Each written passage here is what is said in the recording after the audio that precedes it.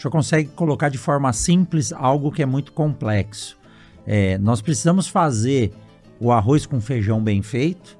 Se precisar, lá na frente você tem como fazer algum tratamento não paliativo, corretivo, aí entra sim o aminoácido, todas as outras ferramentas tecnológicas que nós temos.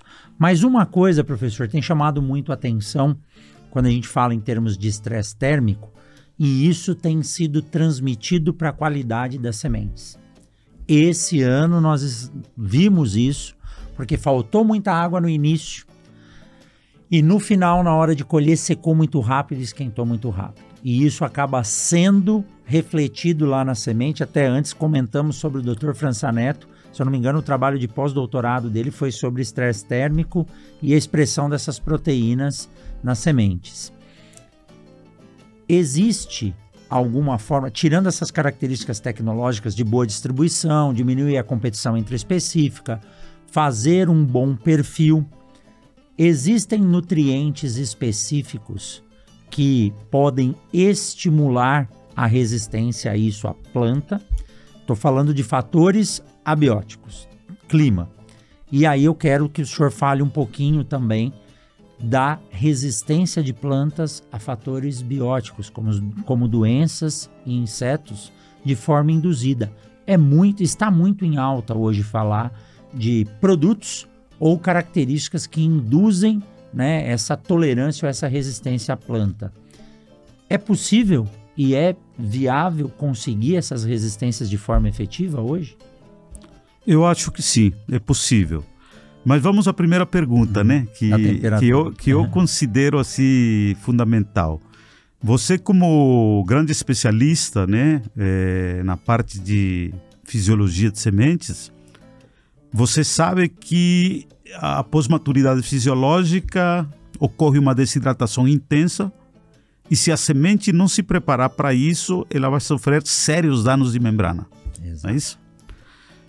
E está explícito nos estudos da fisiologia que para amenizar esse efeito drástico da desidratação de sementes, que é um processo normal,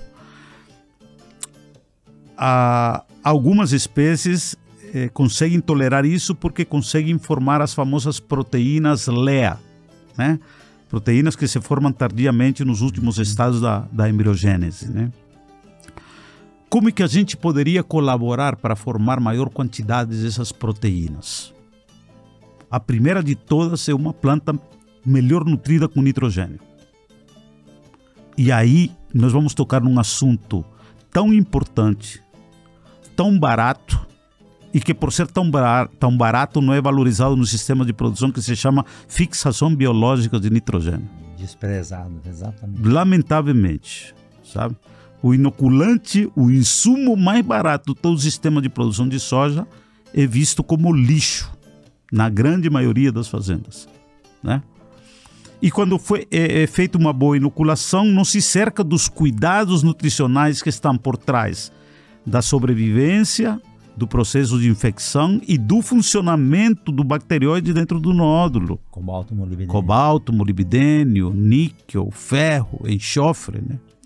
Bom, e quando nós vamos e falamos em qualidade de sementes e fazemos o enriquecimento com molibdênio, nutriente que está sendo negligenciado, claramente nós obtemos sementes com melhor qualidade fisiológica, com maior teor de proteína internamente. Porque ela conseguiu mais nitrogênio, que é a base lá a base de tudo, dos né? aminoácidos. Então, passando por aí.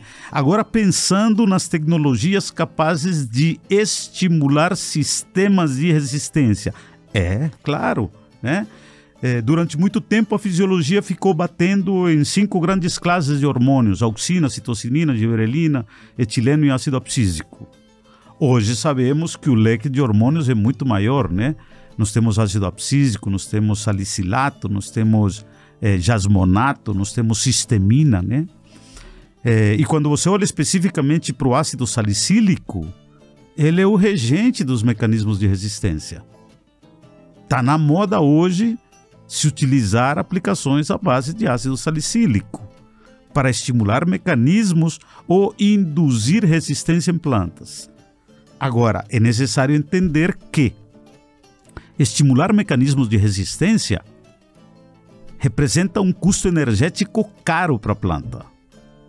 Não é barato para a planta ativar mecanismos de resistência. Então, tem que se saber posicionar essa tecnologia. Em excesso pode ser extremamente deletério. Não tenha dúvida. Ou até mesmo aplicado em estádios fenológicos avançados no ciclo da lavoura. Particularmente considero que o mais oportuno quando a gente trabalha com esse tipo de tecnologia, o mais importante seja estimular resistência ainda no vegetativo. O mais cedo possível. Né? E professor, isso pode influenciar balanço hormonal na planta? Sim, não tenha dúvida. Não tenha dúvida, porque o que as pessoas precisam entender é que os hormônios, eles não atuam isoladamente. Eles atuam de forma cooperativa e interativa. Né? Eles estão presentes e o seu equilíbrio... Ele é variável ao longo do ciclo. E ele tem que estar disponível, presente ou ausente, né, sua concentração mais alta ou mais baixa, na fase específica. Exatamente. Então essa dica aí, ó, quem está ouvindo a gente, quando for tratar desses estímulos, tem que ser na fase vegetativa. Eu não tenha dúvida que é o mais assertivo. Senão o custo para a planta energético vai ser muito caro. E aí repercute negativamente no principal objetivo, que é a produtividade. Produtividade.